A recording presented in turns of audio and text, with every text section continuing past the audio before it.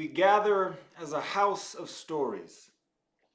As we learn of those who have gone before, the way in front of us becomes more clear. As we weave together the tales of who we are, our loneliness lessens and the web of our oneness is revealed.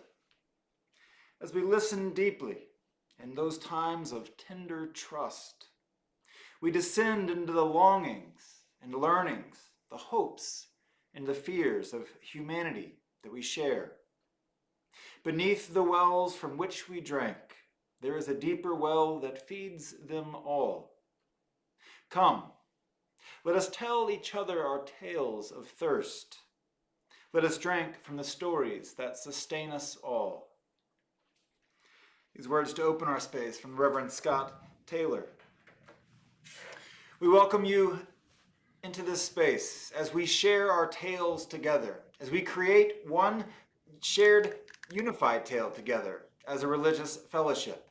We welcome you into this space no matter where your personal individual tale has taken you in your life. Each of us has our own story we've been writing since the beginning of our own birth. We are having our service from our nursery room today. We understand that all of us begin our stories as an infant when we are not even aware of our telling. And slowly, over time, we become more conscious and in control of our own authorship. We begin to write our own narrative, our own tale, always learning more about ourselves and the world around us. We are created by stories. We are called by stories, and we are connected by the stories that we share. We are grateful that you have brought yourself and your story into this space this morning. Welcome. Good morning. Let us continue to author our shared story today. We begin this morning with the song, This Joy. Why? Because it is full of joy. And why not begin this day in such a way? It's by the Resistance Revival Chorus. This Joy. This joy that I have, the world didn't give it to me. Oh, this joy that I have, the world didn't give it to me. Don't you know that? This joy that I have, the world didn't give it to me. Oh, I said the world didn't give it, the world can't take it away. Oh, this strength that I have, this strength that I have, this strength that I have. Oh, yeah, now. The world didn't give it to me. The world didn't give it to me. This strength that I have. Oh, yeah. The world didn't give it to me. The world didn't give it to me. This strength that I have. Oh, yeah. The world didn't give it to me. Oh, I said the world didn't give it. The world can't take it away. Oh, this love that I have. This love that I have. Oh, yeah, now. The world didn't give it to me. The world didn't give it to me. This love that I have. Oh, yeah. The world didn't give it to me. Don't you know that? This love that I have, yeah. The world didn't give it to me. Singing, the world didn't give it. The world can't take it away. Oh, this pride that I have, this pride that I have. This pride that I have. Oh, yeah, now. The world didn't give it to me. The world didn't give it to me. This pride that I have. I said the world didn't give it to me. Don't you know that? This pride that I have, yeah. The world didn't give it to me. Oh, I said the world didn't give it. The world can't take it away. All this peace that I have. Oh, yeah. The world didn't give it to me. The world didn't give me my peace that I have. Oh, yeah, now. The world didn't give it to me. Won't you sing about peace? This peace that I have. Oh, yeah, now. The world didn't give it to me. I said the world didn't give it. The world can't take it away. All this joy that I have, this joy that I have. This joy that I have. Oh, yeah, now, the world didn't give it to me. The world didn't give it to me. This joy that I have. I said the world didn't give it to me. Don't you know that this joy that I have, the world didn't give it to me. Oh, I said the world didn't give it, the world can't take it away. The world didn't give it and the world can't take it away. The world didn't give it, the world can't take it away. The world didn't give it and the world can't take it away. The world didn't give it, the world can't take it away. The world didn't give it and the world can't take it away. The world didn't give it, the world can't take it away.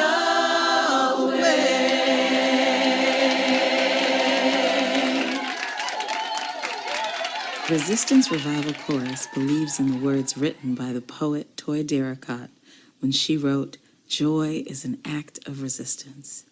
We believe in the words of Mr. Harry Belafonte, who said, "When the movement is strong, the music is strong." We sing to revive the hearts of those who fight for social justice, and we sing together for freedom.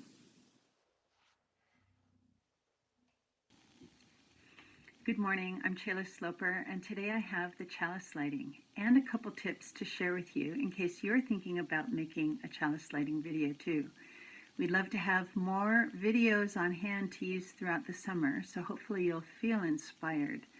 Essentially, I've propped my cell phone up against my open laptop with the reading available to the side. This way I'll be able to look up as I'm doing the reading.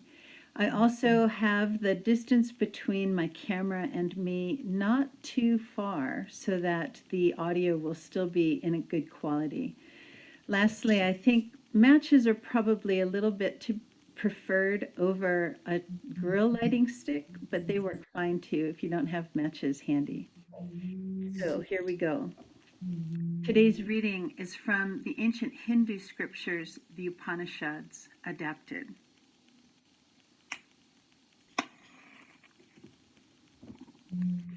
We light this chalice to help us move from untruth to truth, to help us move from ignorance to wisdom, to help us move from animosity to love, to help us move from bondage to freedom. We rededicate ourselves before this light to affirm and practice truth, wisdom, love, and freedom, today and in the days to come. Indeed we do.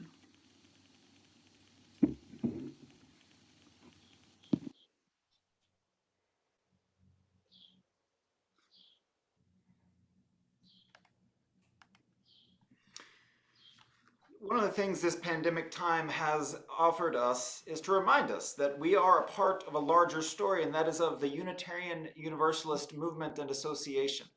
We've been able, here in the middle of nowhere in Central Oregon, to hear from musicians and speakers from Unitarian Universalist churches all across our country. So today our chalice response, Spirit of Life, comes from the First Unitarian Church of Philadelphia. It's sung by Amelia Wisniewski Barker and Brittany Ann Tranberg.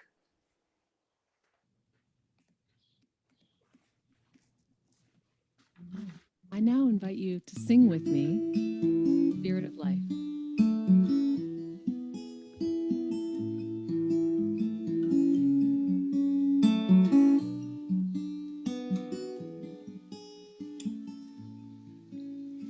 Spirit of light, come unto me. Sing in my heart all the stirrings of compassion. Blow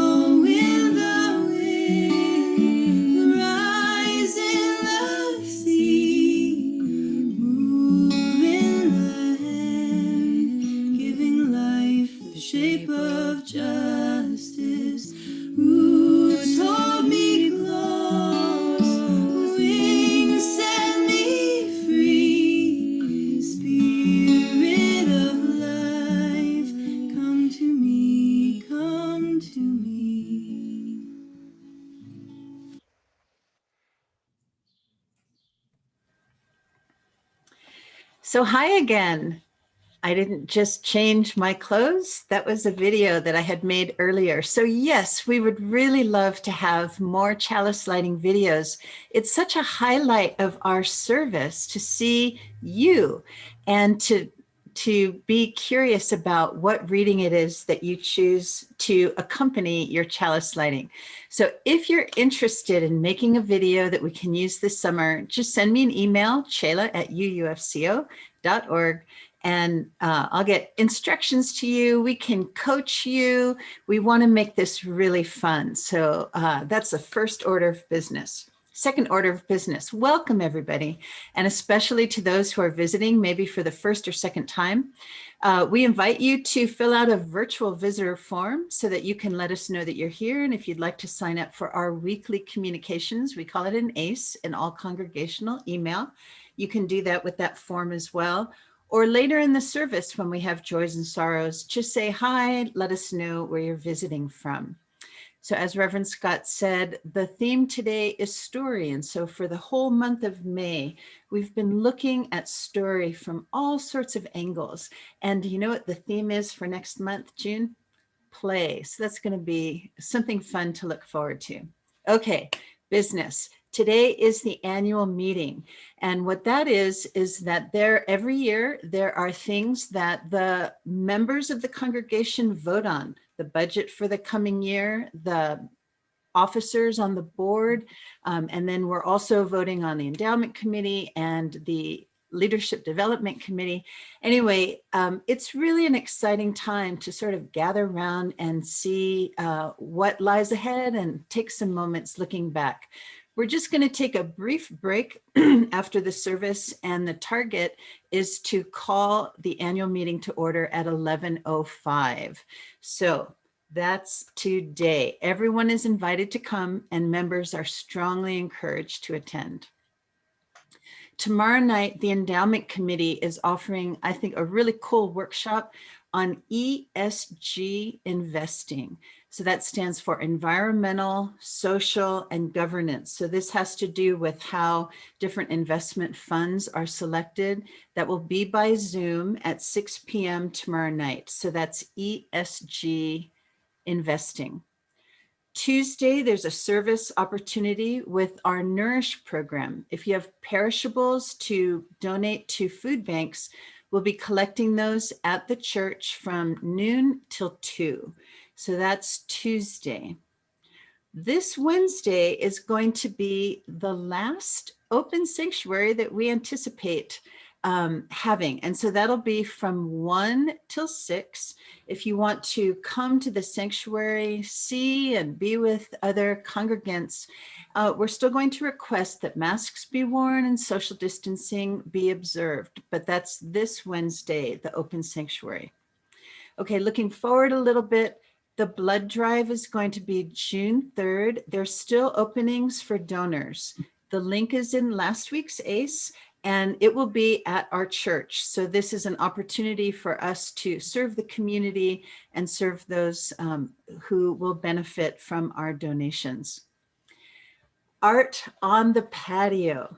The Art Resources team invites us all to a day of art on the patio. That will be Saturday, June 26th. And submissions need to come to Christina Ziegler by June 7th. And so here's the thing.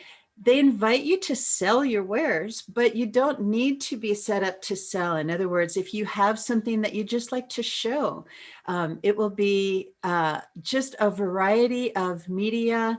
There could be jewelry if you have a flower bouquet arrangement, or collaging, or painting, or whatever it is. So let your creativity run wild. It could be things that you have worked on years ago and that you would just like to share. So please contact Christina Ziegler about that. Her email is in the ACE as well. Okay, for the youth, there's going to be an online summer camp, and it's called the Univalerian University of Wizarding Arts. That's a mouthful. It's going to be for ages 5 to 13, and your child needs to be registered through our RE program. So you can still register for our program and then register for the summer camp as well. And those registrations will need to be in by June 13th. I think that is it. So a full week ahead, a full day ahead, and all the more blessings on your day. Good morning. I'm Amy Brock, and I serve as the Director of Religious Exploration for Children and Youth. Last week in our RE class, we read a story about what happens when we can't do something. Maybe we don't know how to do it, or maybe we just haven't had the opportunity to try. It was so much fun exploring all of the things that we can't do or don't know how to do yet. Yes, our story was about things that we can't do yet, like making a move on a scooter, going 360 degrees around, or doing jumps on a horse, or being a parent, or driving a car, or learning to skateboard or roller skating. Those were some of the things that were mentioned after we read our story in our class that our RE kids can't do yet, but they want to do. To honor the things that we haven't done, our young people and RE and I decided to draw pictures of Yetis doing things that we can't do yet, but we're doing things that we want to do, but we can't do yet. This is mine. This is my not yet Yeti, and they have roller skates on because they want to learn to roller skate. Yetis are generally thought to be creatures who inhabit forests or mountains or sometimes snowy fields, depending on which version of the story you listen to. They're thought to be sort of bear-like, but person-like, and they're a really fun creature to use our imagination with. Thinking about the things that we hadn't done and drawing Yetis was really fun, but we realized that one of the things that we hadn't done in RE this month, while our focus was on story, was to actually write our own story.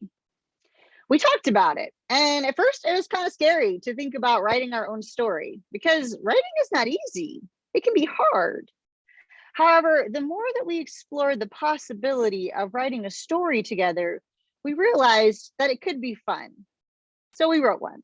And the cool part about this story is that there are 6 individual stories all wrapped up in one, about things that these 6 people hope to do one day, told through our Yetis. I won't keep you waiting anymore. Please enjoy the story of the Not Yet Yetis by Taj, Simon, Tessa, Mira, Calvin, and me. Once upon a time, there lived some Yetis. Some of them lived on a ranch, and some of them lived at a skate park. The ranch and the skate park were right next to each other. They were neighbors, and they visited each other very often. These Yetis liked to share lunch together every day. Some of their favorite foods were pizza with tuna and carrots with hummus. And don't forget about snow cones with all the colors of the rainbow. The Not Yet Yetis had things that they wanted to do, but couldn't do just yet. Some wanted to ride skateboards and scooters and roller skates and horses, and others wanted to be parents with families of at least 4 small Yetis. The Not Yet Yetis knew that they would one day be able to do the things that they wanted to do, but right now they had to wait. Sometimes the Yetis thought that this waiting was easy, and sometimes they thought it was hard. Sometimes it felt kind of like both. It isn't always fun to wait for the things that we really want to do. While the Yetis waited, they watched lots and lots of YouTube videos of other people doing the things that they wanted to do so that they could learn from their experiences. It would take some Yetis just a few weeks to do the things that they hoped to do, and it would take others a few months, and for some it would be many, many, many long years. While these Yetis waited, they petted horses and spent time with little Yetis. They skateboarded every day, and they ate lots of snacks to get big and strong and become best friends. The Yetis know that they will feel happy and accomplished when they're able to do the things that they can't do yet. They also know that while they're waiting and practicing, they might get new ideas about other things that they want to do. Some they'll get to do right now, and some they'll have to wait for. The journeys to learning new things will never end. It's so much fun to have goals and dreams. But the Yetis remember that if you can't do something now that you really want to do, it doesn't mean you have to wait forever. It just means not yet. The end. Our story today is over, but I'm wondering, have you thought about what comes next in your story? What is that thing that you haven't done yet? And so ends our time together. Let's all say our children's covenant. In this place, I am kind. In this place, I am loving. In this place, I am a friend to the earth and all animals and people. In this place, I am loved.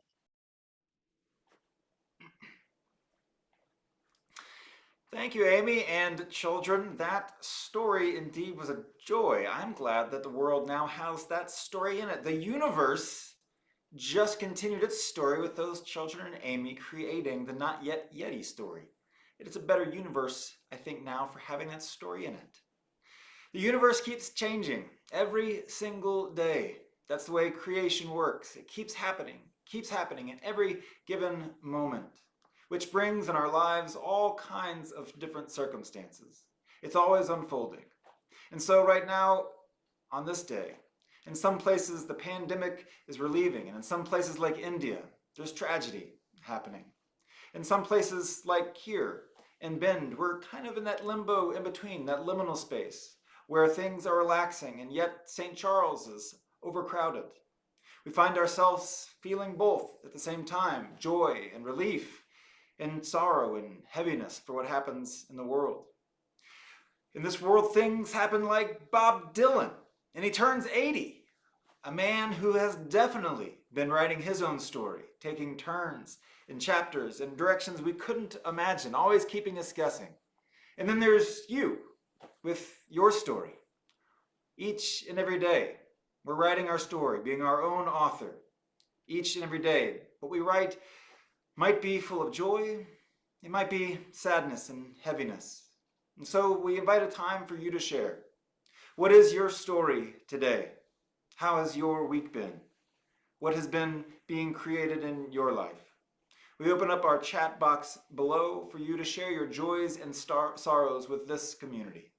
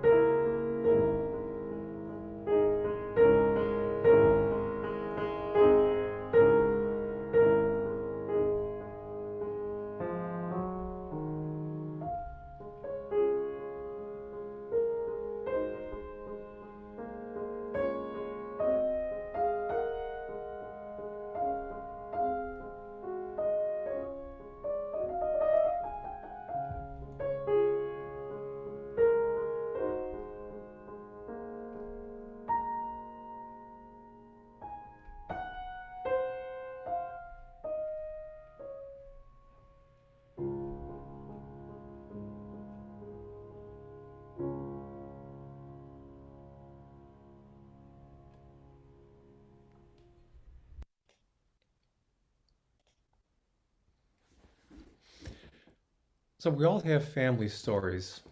Some of them are happy, some not so happy. For me, I've generally got a happy set of family stories and especially fondly think of bedtime rituals, both with our kids and with my parents. Bedtime was a really special time. I remember with my dad, he was the one who had the job of putting the kids to bed, and his ritual was to give us a quiz every night. It might not sound very loving and wonderful, but that's really where I got my love of problems and problem solving and thought they were fun things. And then with our kids, we had an evening ritual every time of singing, "You Are My Sunshine." And then we followed on with saying, "Night, night, sleep tight, see you in the morning light. We love you just the way you are." These bedtime rituals really make children feel safe and protected, and I want to share a song with you as my prayer, a song that really speaks to me about the power of the nighttime bedtime rituals for children. So it's "Sleep My Child," hymn 409. I'm going to sing that for you. And let me get myself a starting pitch here.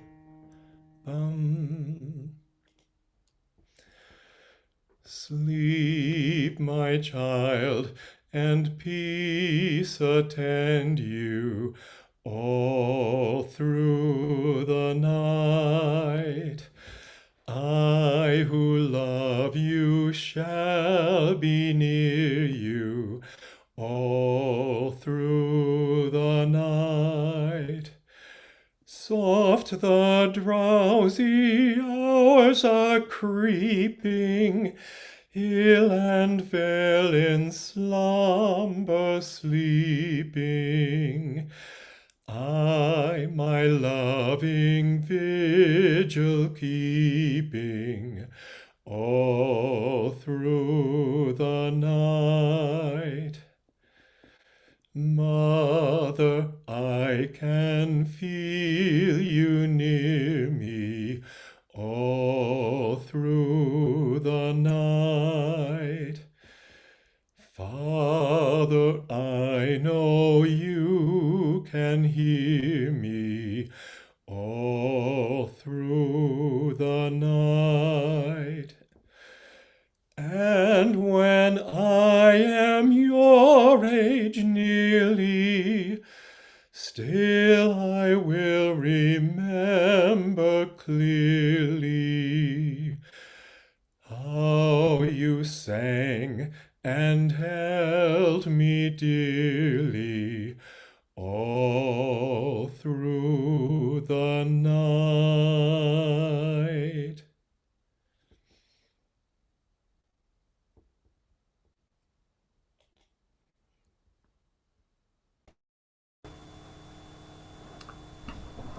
Oh, hello, everyone. Am I unmuted and doing okay here? I wanted to, I'm here with my wife, Debbie. My name is Lou Schmerber. I'm going to sing a song that, first time I heard it, almost brought tears to my eyes. Harry Chapin wrote some great songs and died in a fiery car crash in 1981. But what he left us was these magnificent stories. And you'll hear the storyline here. And I'll tell you, when I started looking at the lyrics of this, I stopped and I got up and I called my son. And true story. So listen to this and see if you don't want to get up and hug somebody or call somebody. So we thank Harry Chapin for leaving us these wonderful stories in song. So hopefully Face ID will work. No?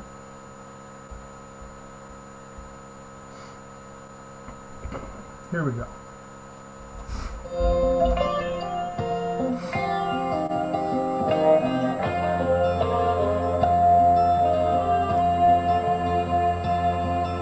My child arrived just the other day, came into the world in the usual way, but there were planes to catch and bills to pay.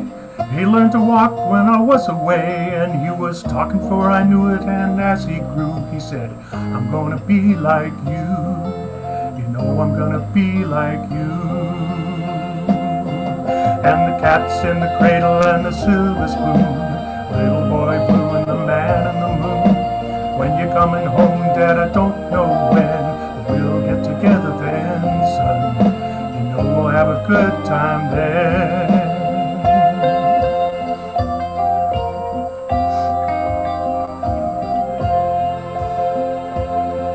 Well, my son turned 10 just the other day. He said, thanks for the ball, Dad, come let's play. Can you teach me to throw? I said, not today, I got a lot to do. He said, that's okay. And then he walked away, but his smile never dimmed. He said, I'm gonna be like him. You know I'm gonna be like him. And the cat's in the cradle and the silver spoon, little boy blue and the man in the moon. When you're coming home, Dad, I don't know when, but we'll get together then, son. You know we'll have a good time then.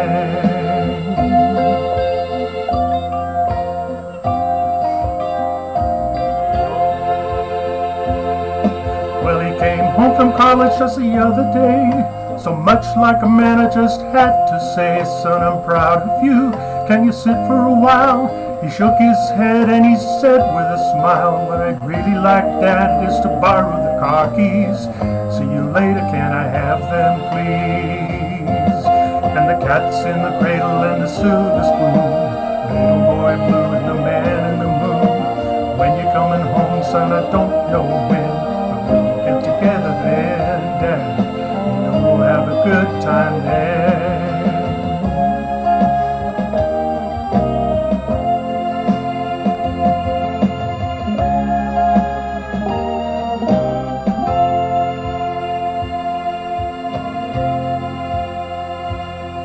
Well, I've long since retired and my son's moved away. I called him up just the other day. Said I'd like to see you if you don't mind. He said I'd love to, Dad, if I could find the time. You see, my new job's a hassle and the kids have the flu, but it's been sure nice talking to you, Dad. It's been sure nice talking to you. And as he hung up the phone, it occurred to me, he'd grown up just like me. My boy was just like me. And the cat's in the cradle and the silver spoon, little boy blue and the man in the moon. When you're coming home, son, I don't know when, but we'll get together then, Dad. You know we'll have a good time then.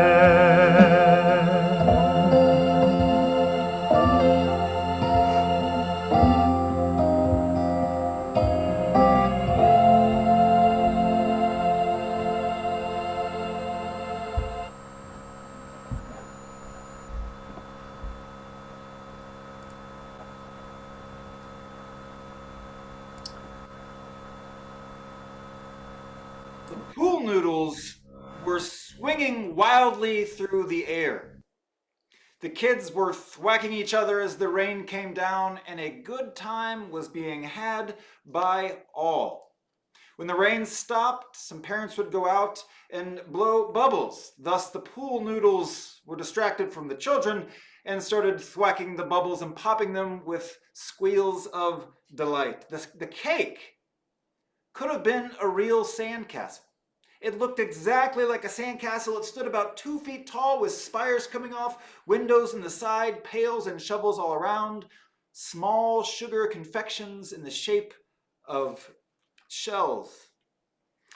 This was the birthday party I was at last night for 2 young twins. They had been in quarantine for about 2 weeks, and so they were super happy to be out amongst some of their neighborhood friends in the fresh air, enjoying. They didn't have COVID, but they were quite cabin ready and with cabin fever to get out. The adults stood and mingled around as well, and me with a sermon on my mind couldn't help to notice how thick the air was in the conversation with stories. Stories between the young children as they shared what happened in their day, solidifying their identity of who they were through story, and the parents sharing stories as well. I heard the story last night of Edith Macefield in Seattle, who in 2006 turned down $1 million from a real estate developer.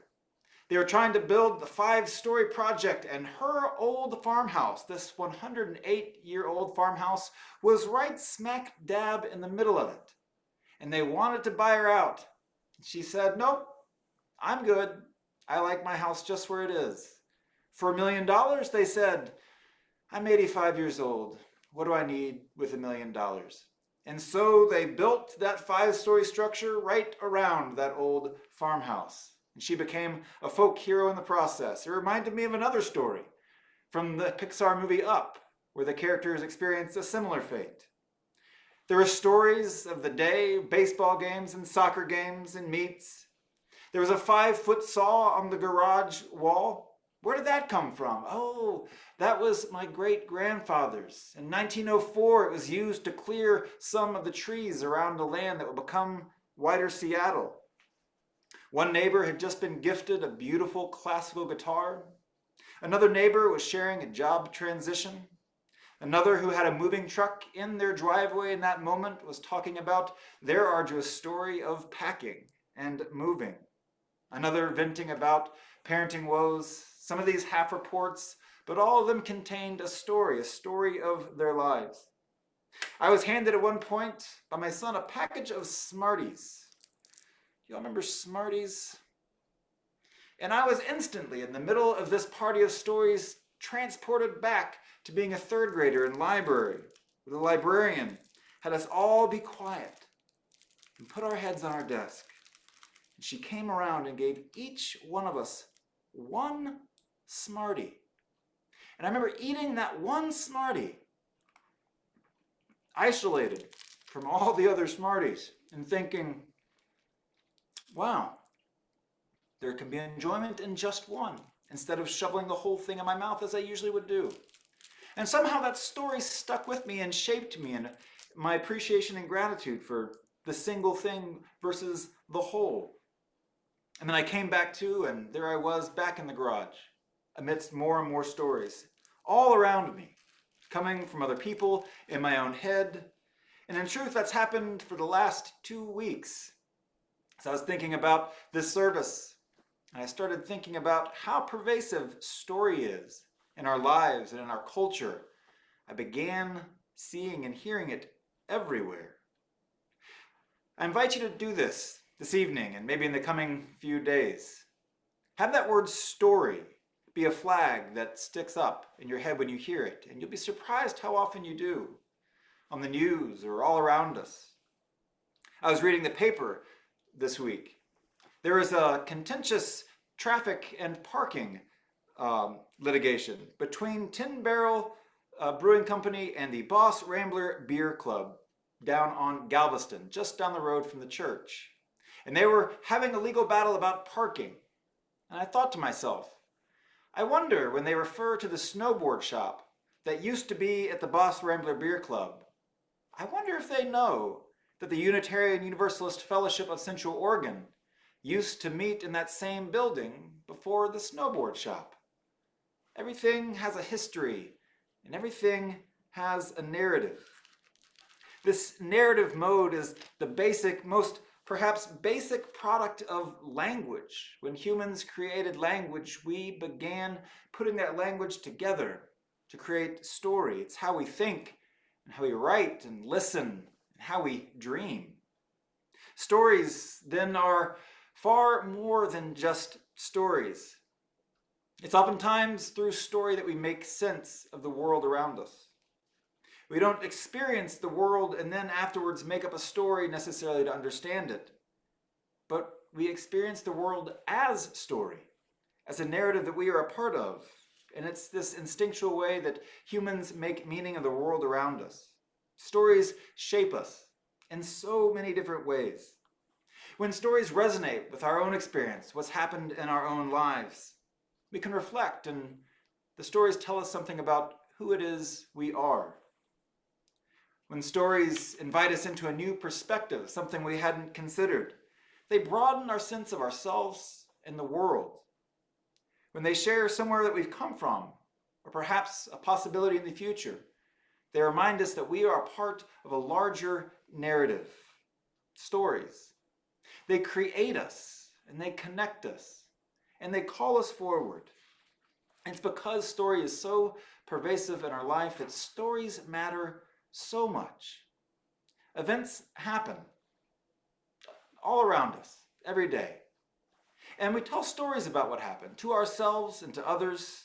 People experience the exact same event. We know this. And the stories aren't necessarily the same. They shape how we respond to the event, which in turn, of course, shapes who we are in the world. When I'm driving the kids to soccer and I'm running a little late, I'm always not the kindest on letting someone out in front of me because I need to make that light and I need to get to the soccer field to not be even more late than we perhaps already are. I'm hoping that the person in that car doesn't just curse me, but might think to themselves, maybe they're late. Who knows what's going on in their day? I try to do this. It makes me a nicer person when someone cuts me off in traffic. Maybe they're going to the hospital. How would I know? If someone's rude to me, my general story making follows the line of, what have I done? Why is that person mad at me? Where am I in this story? But perhaps they've just had a rough night of sleep. We can perhaps never know the true story unless we ask. But we know that there are divergent stories for any one given narrative. Think about the stories around the insurrection at the Capitol. Think about the diverse stories around climate change. Think about all the different ways. This is one of my favorite, it's backwards. It's The Week. I refer to this magazine every once in a while in service. And this is a magazine that shares different perspectives, different stories about the exact same news events. Obviously, there are different stories about as the House Republicans oust Cheney, or the jobs report sparks debate over Biden's policies. Depending on your worldview, depending on who you are, you tell different stories about these world events. And so yes, these stories matter because they shape how we respond to the event, and that in turn shapes who we are. We are created fully by stories, by the stories around us, and by the stories inside of us, and the stories that we tell one another. We are the stories we tell ourselves. This was the wise words from a colleague and teacher of mine. She went to a church and she invited them to reflect on this. We are the stories we tell ourselves. What are the stories that this congregation is sharing with itself right now? Well, in this congregation, they were telling themselves that we are a church of theological bullies, and we are a church where children are not welcome. And she invited them to consider what it would look like to change that story. What would it call of them? What would it require? And how would they begin to change that narrative? And they did. In time, they did the hard work to begin changing those narratives. And they began telling themselves a different story. We are an inclusive church, and we back that up with our actions and our words. We're a church that includes children in the life of this congregation. They began to seek ways to do that. And slowly over time, they began to tell different stories about themselves. This minister, this beloved teacher, also was telling a story about herself, to herself. I visited this person in the throes of her alcoholism, and she shared with me that the story she was telling herself was that there was no hope for her, that she was born of alcoholic parents, she was suffering depression, and there was simply no hope. That was the story that she told herself over and over again. And in time, her story came true. Her alcoholism took her life. It was so sad to see someone tell themselves a story that you knew was destructive and hurtful and harmful. And yet, those wise words held true. We are the stories that we tell ourselves. And so, it's with great care and intention and reflection that we should be aware of what the stories that we are telling ourselves really are. Karen Meyer writes in her book, A Good Telling, From a very young age to our oldest years, we are storying our lives. Day to day, we live a narrative about who we are, what we believe our fate to be, our history, our potential, our limitations, our very purpose in life. When I think back in my past, I can recall a time where I was the story that I was telling myself. But I was only telling myself half of my story. At that time in my life, the story I was sharing with myself was that yes, I was independent, and that I was strong, and that I was confident, and that I could strike out in the world. And yet, there was something inside of me that knew there was more, that knew that that wasn't the whole story. And through reflection and through storytelling with friends and exploration and self-work, I began to realize that there was more of my story to tell. That sure, I can be independent, and that's a true part of the story, but so is the truth that I'm wildly dependent on those around me, and I need their love. There's a story that sure, there's a part of me that's confident and feels like I might be able to do in the world what it is I hope. And the whole story is that there's a part of myself that's insecure and hides and wonders if I'm enough. But oddly enough, when I began telling myself this more full story, I began to feel more whole, more holy. These hard parts of our own stories, they are a part of us. Author Joan Borysenko said that we cannot wish old feelings away, nor do spiritual exercises for overcoming them until we have woven a healing story that transforms our previous life's experience and gives meaning to whatever pain we have endured. For all that is our lives, the good, the difficult, I'm sure there are stories in your life that you enjoy. There are stories in this congregational history that we enjoy. There are stories that might not be true in our lives that we need to let go of. And there are difficult stories that are a part of us that we need to weave into healing. This past week, one of the people I came across as I was thinking about stories was Oprah Winfrey. She was being interviewed, and here is a person who has both been confined by her own personal stories and had the courage to write her own. She spent years on her talk show listening to others' stories, giving a platform, hearing these stories and sharing them with the world. She said that in doing this, it was kind of a therapy for her. Just that ability to see another person, to watch as they shared their story and were seen. She said that everybody wants to be seen. Everybody wants to know that their story matters. We want to be seen. We offer the gift of ourselves of being seen and of seeing others. This is one of the opportunities of congregational life. We share our story while we hear stories of others because we know that in the sharing of our stories, we can be connected. We can be ourselves. When we have our new member orientation classes, the first thing we do is, after lighting our chalice, take a moment to think about our spiritual journeys, our stories. And we briefly share them with one another because we know that in the sharing of these sacred stories that are our lives, we get to know one another better. We get to share and be seen.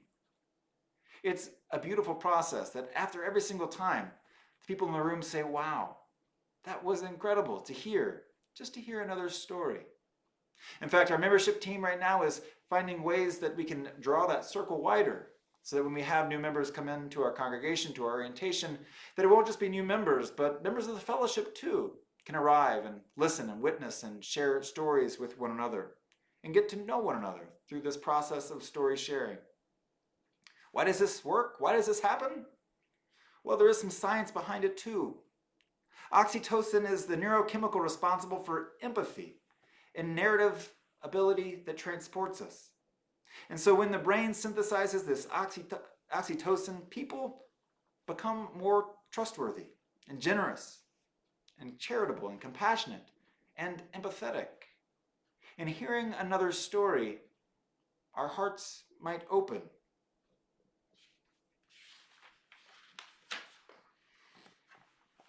And this process of storytelling becomes even more important right now, it would seem.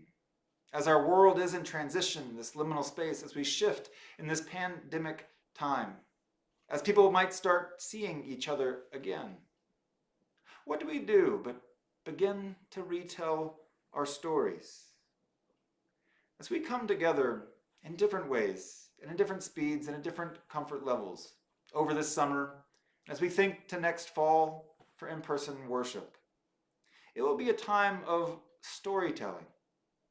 We'll have to resist the rush to fall headlong into projects, into moving forward, into saving the world around us.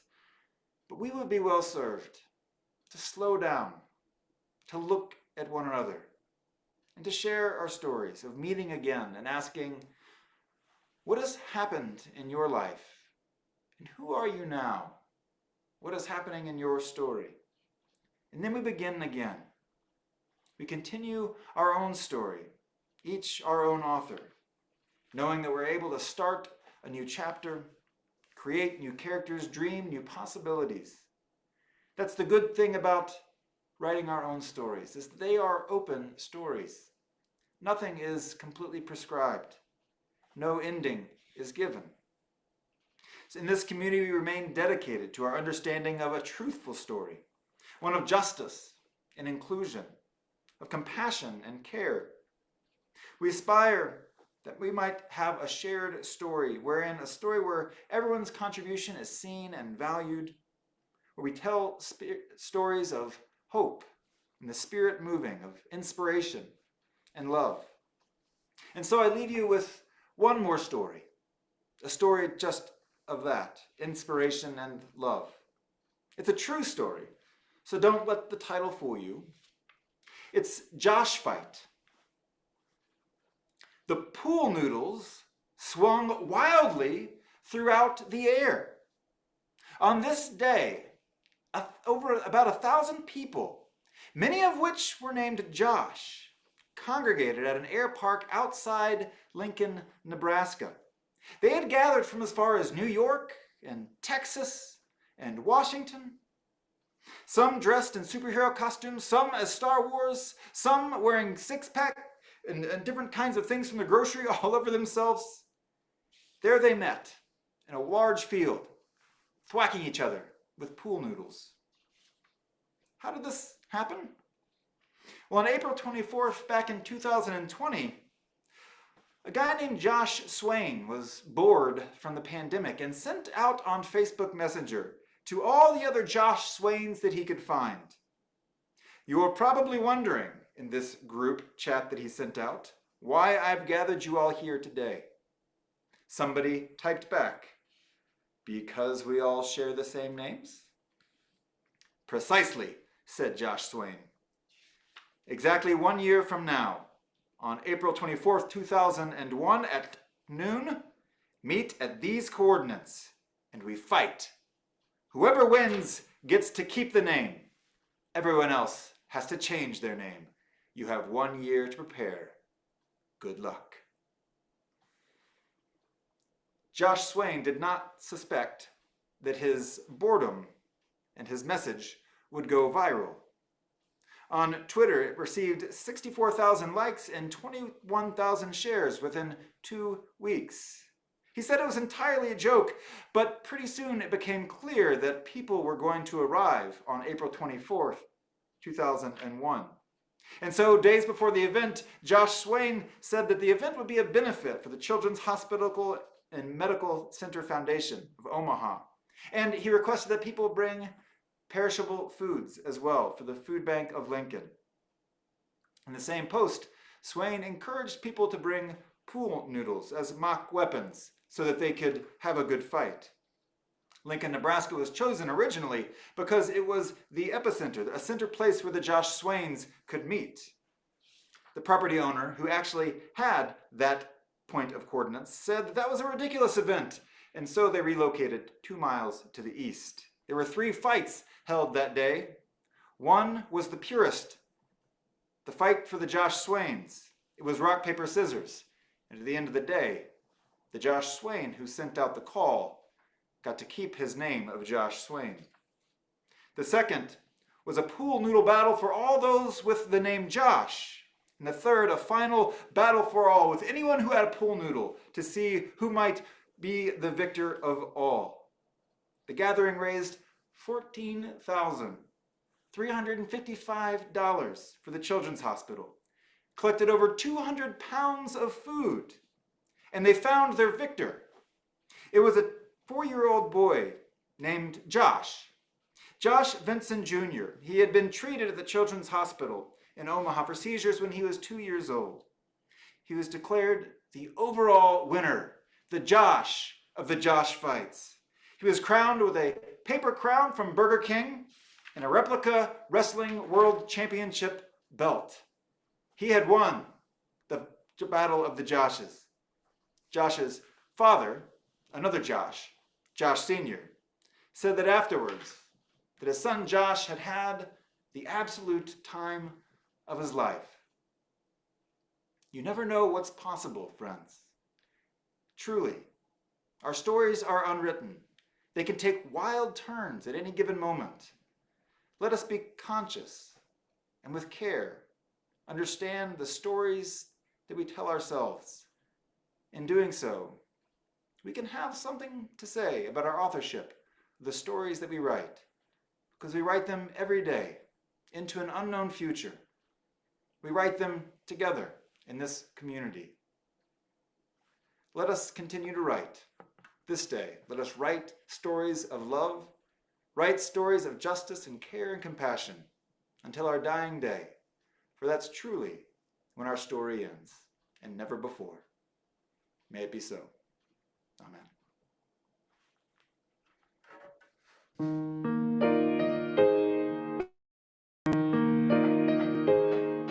For all that is our life, we sing our thanks and praise. For all life is a gift which we are called to use to build the common good and make our own days light.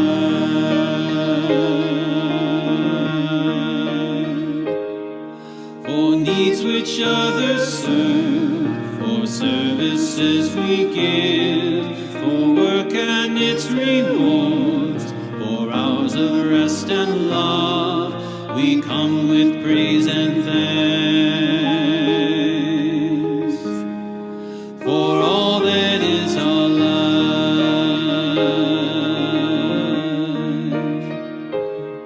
for sorrow we must bear, for failures, pain and loss, for each new thing we learn, for fearful hours that pass, we come with praise and thanks. For all that is our life,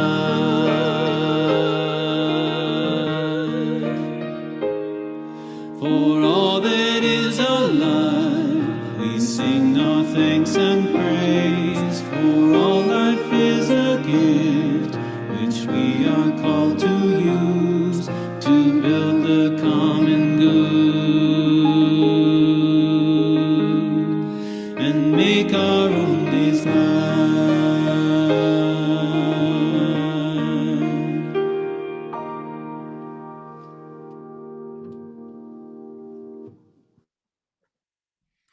If you have lit a covenant or a chalice in your own home, we invite you to extinguish this at that. We invite you to extinguish that at this time as we say together our church covenant. Love is the spirit of this fellowship, and service is its law. This is our covenant, to dwell together in peace, to seek the truth in love, and to help one another. As Chayla reminded us earlier, today is our annual meeting, so we invite you to stay just after the service. We'll put up a tile during our postlude if you'd like to support the work of this church through an offering, either through a text or through our website. And we'll take about, a 4-minute break, and we'll come back, grab some coffee, grab some food, whatever it is you'd like to grab that will make your annual meeting experience any more pleasurable. Grab some Smarties. I have to be honest, I finished them during that last hymn. And we'll enjoy the good work of this congregation and enjoy our congregational polity and the way it is we believe that we gather together and make decisions together. We'll go into this day, if you are going, and then come back and stay, and then go into this day after our annual meeting, and we hope that your day is full of seeing stories around you, of being full of the rich life, of being curious about what is happening and the ways that it is coming into you, creating you, and then in turn, how you're returning to the world and creating the world. Go in peace, come back for the annual meeting, and then go in peace again.